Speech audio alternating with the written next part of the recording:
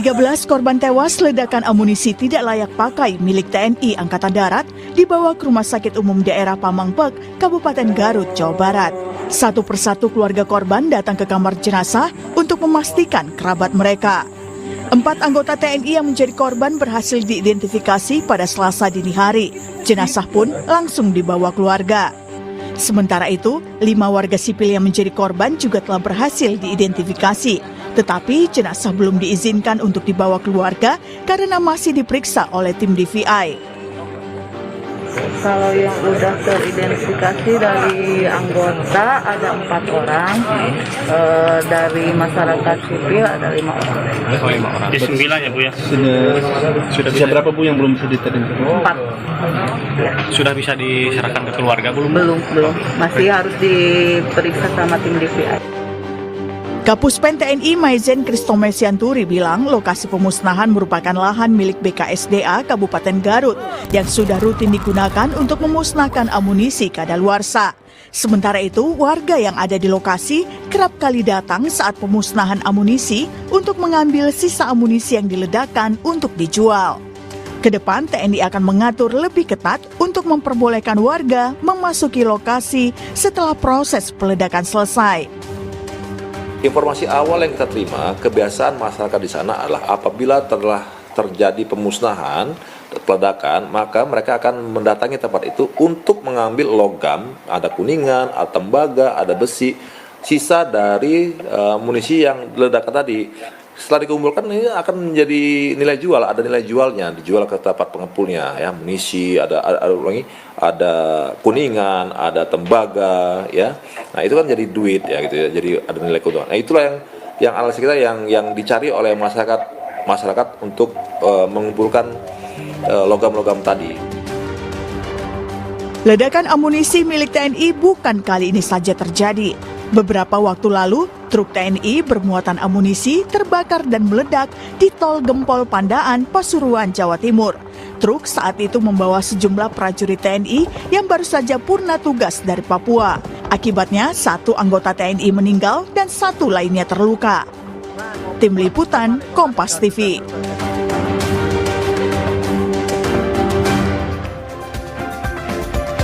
13 orang tewas akibat ledakan amunisi tidak layak pakai milik TNI Angkatan Darat di Desa Sagara, Kecamatan Cibalong, Garut, Jawa Barat. 4 korban merupakan prajurit TNI dan 9 lainnya merupakan warga sekitar. Sebelumnya, truk bermuatan amunisi milik TNI juga meledak di Tol Gempol Pandaan, Pasuruan, Jawa Timur yang mengakibatkan 1 prajurit tewas. Apa yang harus dievaluasi dari rentetan kejadian ini?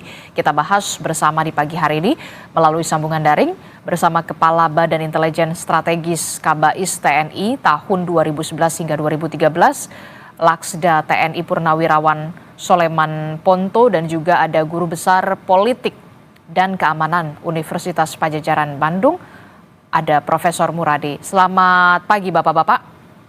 Selamat pagi, Pak Ponto. Pagi Pak Muradi. Pagi. Oke, Kompas, saya mau ke pagi. Pak Ponto dulu. Pak Ponto, ini kan Ya. kalau kita lihat ya, rentetan kejadiannya ini kemarin begitu dan sepekan yang lalu juga ada peristiwa serupa begitu ya. Kalau kemarin ini ada 9 warga sipil bahkan yang menjadi korban dan 4 prajurit TNI begitu. Nah, yang jadi pertanyaan besar, mengapa kemudian warga sekitar ini bisa sampai ada di lokasi pemusnahan amunisi yang memang seharusnya clear area di sana? Ya begini, masalah pemusnahan ini kan bukan kali ini terjadi ya, jadi sering terjadi. Nah, mengapa warga sipil itu sampai ke sana itu karena tentara ini terlalu baik hati. Seperti disampaikan oleh Kapuspen tadi kan, bahwa masyarakat ini mencari sisa-sisa akibat setelah pemusnahan, ada kuningan, ada besi. Nah, karena baik hati tentara ya dibiarin aja. Padahal memang itu saya sangat yakin ada standar operasinya bahwa mereka tidak boleh berada di situ dekat-dekat. Nah, tetapi karena baik hati, karena keseringan lama-lama ya sudahlah. Dikasih kesempatan untuk itu dengan ya ini risikonya. Jadi memang si tentara ini jadi serba salah di lapangan. Kalau dia keras-kerasan dia dimusuhin, kalau dia kasih kesempatan ya begini jadinya. Tapi kan Dan ini itu kan tadi. tapi kan ini sangat berbahaya soal aktivitas peledakan amunisi begitu ya khusus ini. Ya betul, sangat berbahaya. Tapi ya disampaikan tadi sama Kapuspen bahwa masyarakat itu datang karena mencari sisa-sisa. Ya kita tidak di lapangan. Coba kalau Mbak yang di lapangan melihat masyarakat itu pasti jatuh hati akan membiarkan mereka. Dan itu kan saya juga pernah merasakan kalau kita merasakan pengamanan ada sisa-sisa itu tidak tega kita melarang mereka untuk dekat-dekat atau mengambil sisa-sisa itu. Walaupun itu memang berbahaya, betul berbahaya. Tetapi di lapangan kita tidak mungkin akan keras-kerasan seperti itu. Apalagi kalau ini sudah terus-menerus di tempat yang sama. Itu akan terjalin persahabatan. Sehingga ya persahabatan ini menghilangkan akibat seperti ini terjadi. Ya ini risiko yang, ya risiko. Oke, karena ada kedekatan antara masyarakat dan juga prajurit TNI pada saat aktivitas peledakan amunisi. Jadi prosedur peledakan amunisi ini tidak berjalan sesuai dengan semestinya. Sebenarnya mungkin sudah ada ya. Dia sudah memperhitungkan yang lalu sekian detik setelah meledak itu sudah aman. Nah, kebiasaan-kebiasaan ini diterusin. Tapi ternyata kali ini kalau gempa itu ada gempa susulan. Jadi setelah dia meledak pertama, ternyata ada ledakan kedua lagi. Dan ini kan tidak hanya masyarakat sipil, termasuk kepala gudang senjata, saya kira dia juga salah perhitungan itu. Jadi begitu meledakan pertama, beliau udah langsung deket-deket.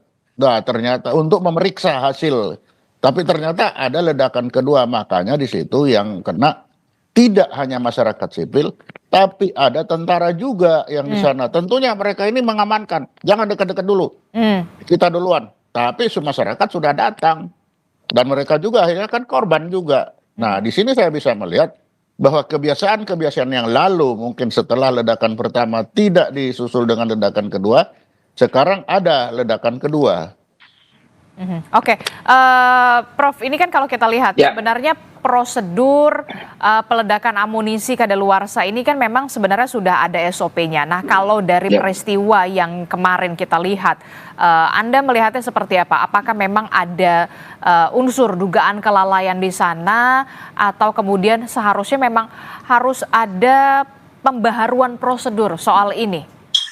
Ya, kalau prosedur sebenarnya sudah sampaikan Pak Ponto tadi harusnya sudah ada ya, udah clear. Dan jangankan kita ke area disposal, tapi juga kita ke komplek militer aja, Pak Ponto, kan kita harus lapor dan segala macam. Jadi memang prosedur sudah ada. Hanya memang saya melihatnya kelalaian ini kemudian dipicu oleh kebiasaan tadi.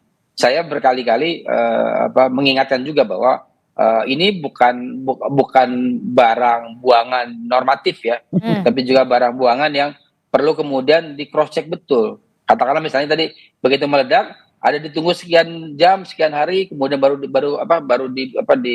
kolek, kemudian dibawa keluar dari komplek tersebut, nanti baru kemudian warga biasanya harusnya baru bisa melakukan memungut ya, memulung kalau istilah kita.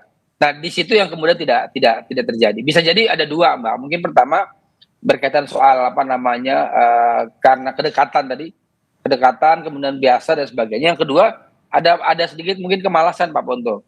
Ini kan harus misalnya yang ngerjakan bisa katakanlah teman-teman tentara di level bawah ya, mengumpulkan masuk truk dan segala macam, baru keluar area clearance, baru kemudian warga boleh memilih. Sekarang warga yang diundang. Saya kira kalau problemnya kecelakaannya ya, walaupun ini juga memprihatinkan, berduka cita ya, di internal saja mungkin nggak akan seramai ini. Tapi karena ada 9 warga sipil yang kok bisa masuk, karena memang dalam mekanisme SOP dan sebagainya, jangankan tempat untuk kemudian memusnahkan amunisi dan sebagainya, untuk bisa masuk ke komplek militer saja kita perlu ada proses betul, tanya mau ke mana, KTP-nya siapa segala macam. Itu poin penting, itu yang saya kira penting untuk kemudian digarisbawahi. Nah, yang kedua, saya melihatnya memang kebiasaan-kebiasaan ini perlu kemudian mulai dikurangi ya, bukan mungkin ditegaskan tidak boleh lagi, karena sekarang itu Pak Ponto ada kecenderungan misalnya posisi gudang senjata kemudian pemusnahan segala macam udah makin dekat dengan warga. Kalau kita bicara RT RW-an kan Pak Ponto, kita kan paham ya bahwa memang ada area yang kemudian memang nggak boleh dilalui. Walaupun memang dijelaskan bahwa proses itu kemudian puluhan tahun baru kemudian mendekat. Nah, proses kedekatan ini yang saya kira perlu dilihat bahwa apakah memang perlu kita kemudian memindahkan tempat supaya jauh lebih dari warga, atau yang kedua memindahkan warga dari area tersebut. Karena apa? Karena kalau enggak ini akan berulang berkali-kali. Apalagi misalnya pola hubungan kedekatan antara tentara teman-teman TNI dengan sipil juga kemudian menjadi hal yang kemudian tidak bisa dibantah. Itu yang saya kira kasus kemarin di Pamengpeuk itu menjadi viral dan menjadi bagian penting yang kita prihatin bersama seperti itu. Bagaimana respon Anda, Pak Ponto? Ya betul, memang itu adanya. Ya setuju saya, memang itu adanya. Jadi kalau kita melihat, kita lihat kemarin film, begitu meledak langsung berbondong-bondong pakai sepeda motor itu datang, kejar-kejaran. Nah itu. Jadi rupanya kemajuan teknologi juga ini mendukung. Kalau dulu mereka lari-lari jauh dari tempatnya, tapi sekarang jadi dekat karena datangnya pakai sepeda motor, balapan dia ke sana. Ya ini karena kedekatan itu tadi, sehingga kedekatan akhirnya prosedur dilanggar. Betul, ada semua sudah ada. Tapi dinamika lapangan yang selalu seperti ini. Nah dengan adanya ini tentunya memang ini perlu kembali diingatkan, tidak hanya kepada tentaranya saja, tapi kepada orang-orang sipil ini. Kalau pada tentara sudah pasti semuanya itu ada itu. Tetapi begitu datang orang sipil, dia ya jadi jatuh hati. Dan kalau didukung lagi tadi kemalasan, ya bisa-bisa saja itu semua itu terjadi. Tapi kan ya yang udah, kemudian kamu aja bersihin. perlu penegasan di sini adalah antara masyarakat dan juga TNI ini memang harus menjalin kedekatan, persahabatan. Tapi untuk di case-case tertentu, misalkan di aktivitas-aktivitas yang berbahaya semacam ini kan juga perlu ketegasan juga dari TNI, dari prajurit di sana. Jangan sampai kemudian ya kita lihat hasilnya apa, ada 9 warga sipil yang kemudian harus menjadi korban begitu, walaupun di pihak TNI juga ada 4 prajurit TNI yang kemudian menjadi korban. Apa yang kemudian harus dievaluasi Anda yang pernah menjabat sebagai Kabais ini, bisa jangan sampai peristiwa ini kembali terulang begitu. SOP-nya harus benar-benar harus dipastikan dulu begitu. Tadi bahkan Prof. Muradi mengatakan kita saja masyarakat sipil mau masuk ke kompleks militer saja ada pengawasan yang sangat amat ketat begitu. Ya memang betul. Pengawasan seperti itu ya perlu ditegaskan kembali. Dan kalau ada istilahnya tu tenggo, ya tidak mungkin hanya tentara saja. Tentara itu sudah pasti dikasih tahu, dan kasih tahu. Tetapi warga sipil ini juga dengan adanya kejadian ini, mereka harusnya tahu, melihat ini loh akibatnya. Betul tadi, apakah setelah peledakan itu kita tunggu 1 jam, 2 jam, 3 jam, 1 hari, sebulan baru bisa didekati? Ya itu mari kita lihat bersama lagi. Kita lihat yang SOP yang lama, setelah peledakan, berapa jam boleh mendekati, berapa jam boleh dibersihkan. Nah, kita belum tahu ini standarnya apa. Berapa hari, betul tadi. Mungkin bisa sebulan, 2 bulan baru dibersihkan. Nah, ini perlu dilihat lagi SOP-nya itu seberapa. Kita belum tahu. Karena kalau saya lihat ledakannya itu, ledakan pertama 5 detik kemudian baru ada ledakan kedua. Jadi mungkin kebiasaannya setelah ledakan pertama langsung berbondong-bondong datang dekat-dekat, ternyata waduh 5 detik ada ledakan kedua. Karena kalau kita lihat lagi beritanya bagaimana korban ini sulit diidentifikasi, artinya mereka sangat dekat dengan episentrumnya. Mereka tidak bisa dikenal itu. Berarti memang dari awal memang tidak ada pengawasan yang ketat ya pada saat aktivitas pemusnahan itu. Ada, pengawasan sudah pasti ada dari awal. Kalau tidak ada pengawasan tambah banyak lagi. Itu ada, hanya karena kebiasaan ini yang sudah bertahun-tahun setelah meledak aman. Nah, cepet-cepetan datang. Makanya yang pertama masuk ke sana kepala gudang. Kenapa dia ingin melihat apa sudah jadi, sudah terbakar semua, apa sudah meledak semua, kepala gudang masuk ke sana. Diikuti yang tahu-tahu yang lain juga ikut-ikutan, sudah dekat meledak itu ledakan kedua. Nah, yang harus dilihat kan akhirnya apa? Prosedur, mari kita lihat lagi seperti apa. Apakah sudah ada atau memang lalai?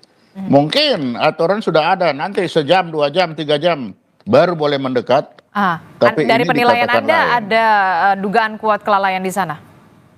Ya bisa saja, nanti lalai ini kan kita bisa lihat dari aturannya. Tapi kalau saya bilang ada kelalaian sedikit di sini, kenapa? Baru ledakan pertama itu sudah mendekat. Oke. Nah ini akan ada tulisannya berapa menit, berapa detik boleh mendekat.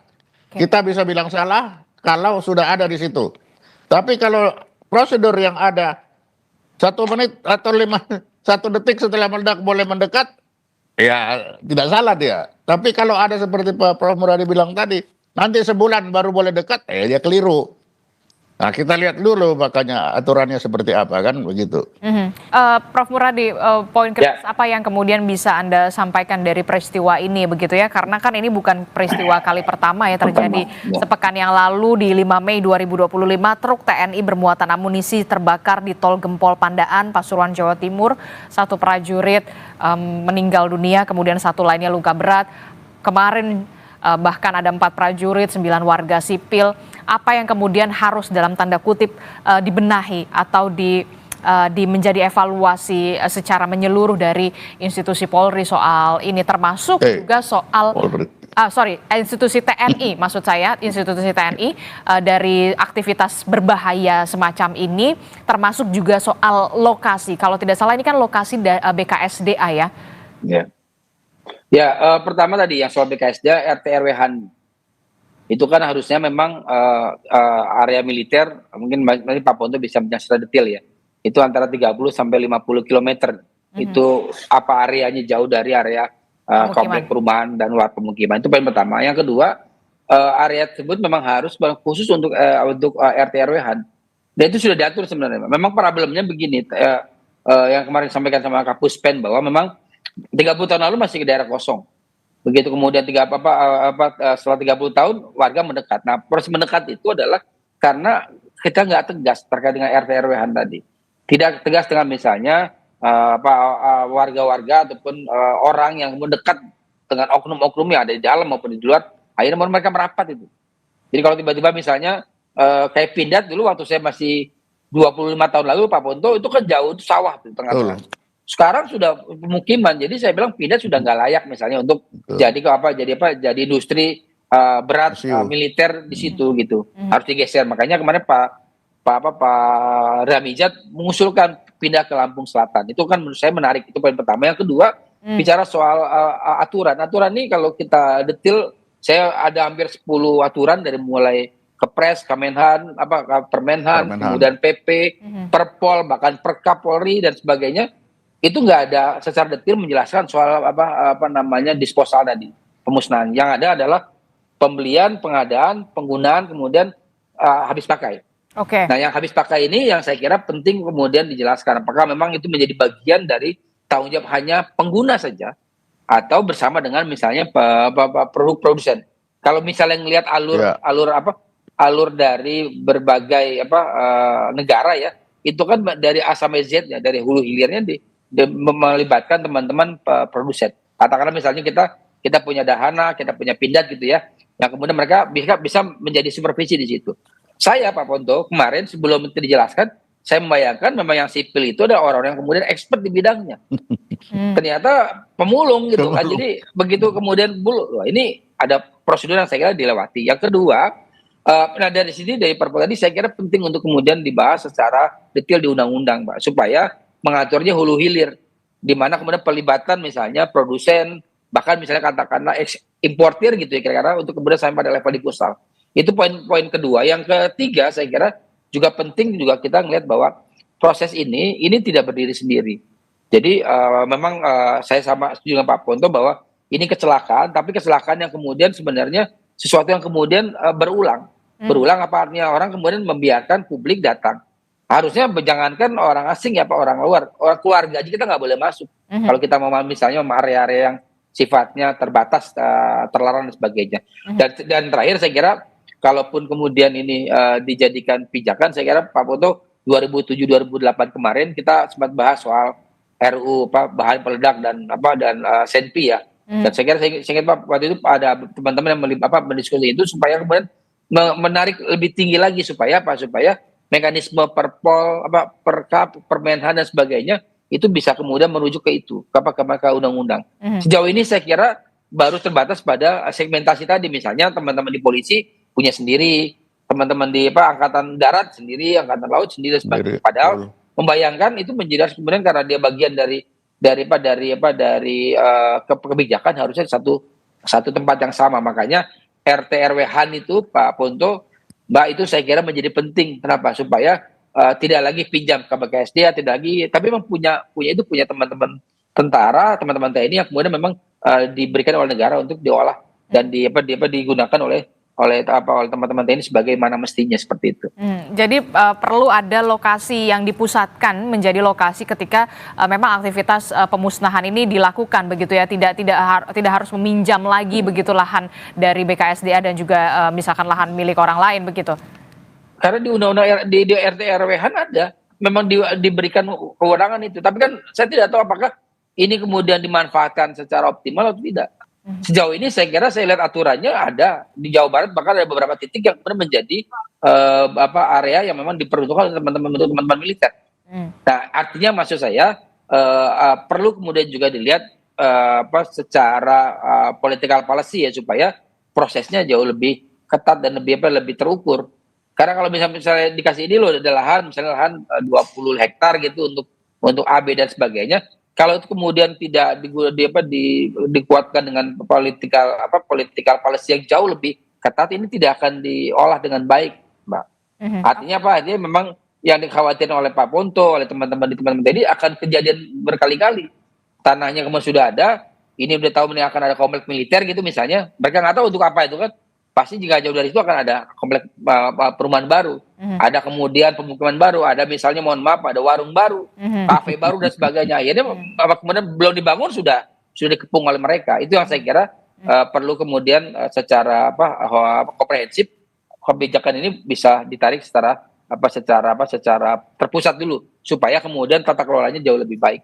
Oke, termasuk juga perlukah investigasi, tidak hanya investigasi internal dari TNI tapi juga melibatkan pihak luar begitu soal ini? Ya ada dua kan, kalau di teman-teman di internal di TNI kan sampai hari ini kan punya mekanisme sendiri, Mbak.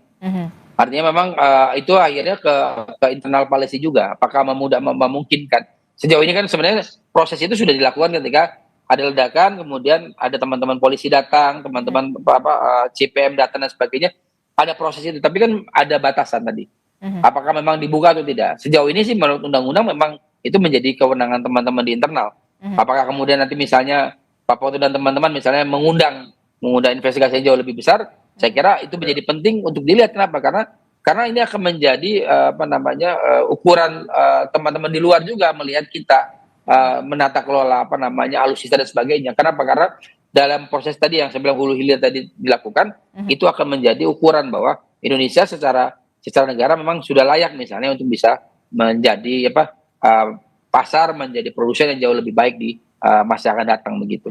Oke, terakhir saya ke Pak Ponto. Pak Ponto, evaluasi apa yang harus dilakukan oleh internal TNI, jangan sampai kemudian peristiwa ini kembali terjadi lagi, termasuk juga soal tata kelola alutsista yang juga sempat tadi disinggung oleh Prof. Muradi. Silakan. Ya, saya pikir apa yang disampaikan Prof. Muradi tadi itu harusnya menjadi pertimbangan bagi militer tentara ke depan untuk lebih memperbaiki sistem pemusnahan seperti ini. Saya kira itu sangat-sangat sependapat saya. Karena bisa terbayang kalau rudalnya Angkatan Laut itu sampai begitu dia expire terus mau diapain itu. Nah, jadi sangat dibutuhkan dari produsen. Bagaimana kalau ini tidak sampai selesai terus mau diapakan? Jadi saya sependapat dengan Pak Pramuradi. Saya kira itu menjadi menjadi pertimbangan lah bagi pemerintah atau bagi panglima untuk mengikuti itu gitu. Oke, baik. Kita akan nantikan bagaimana investigasi dan juga evaluasi dari internal TNI soal peristiwa kemarin dan juga bahkan di 5 Mei sepekan yang lalu. Rentetan peristiwa ini jangan sampai kemudian terulang kembali. Terima kasih Prof. Muradi telah bergabung bersama kami. Nanti Pak Soleman Ponto juga nanti akan bergabung lagi di segmen selanjutnya dengan dialog berbeda. Terima kasih Bapak-Bapak, sehat selalu. Assalamualaikum, selamat pagi. Terima kasih Pak Ponto.